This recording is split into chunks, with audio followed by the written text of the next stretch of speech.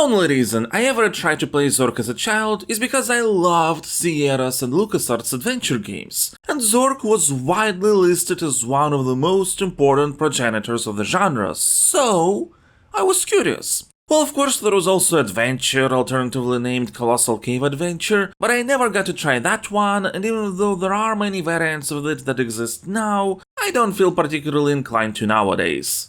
And I suppose the historical significance of ZORK is undeniable. The starting location with the White House and the mailbox is in certain ways iconic, if you're old enough at least. Anyone born after the year 2000 couldn't care less about the White House or the mailbox.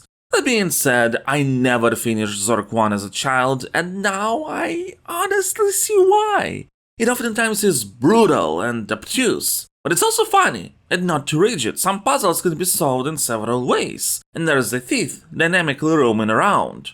And the game really instills the fear of the dark, since if you ever get into a place with no light source, the Gru will eat you if you don't leave. ZORK never explains what a Gru is, how they look like, which makes them particularly terrifying. The first couple hours with ZORK can truly feel enchanting, and yeah, I know the game can be finished in like 20 minutes, but that is if you know all the solutions already.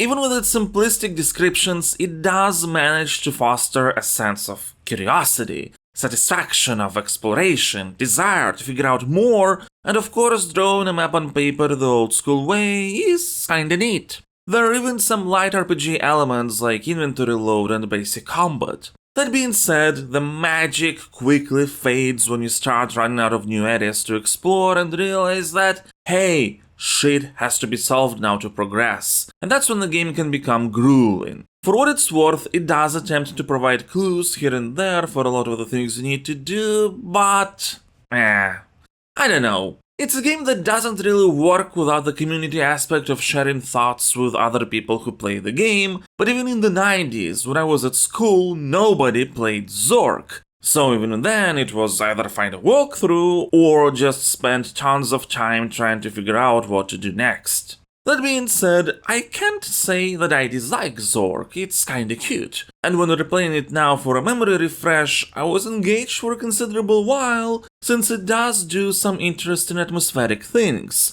So, I will put it above Breakout, yay, new #1 spot, but ZORK, you too shouldn't expect to hold it for long.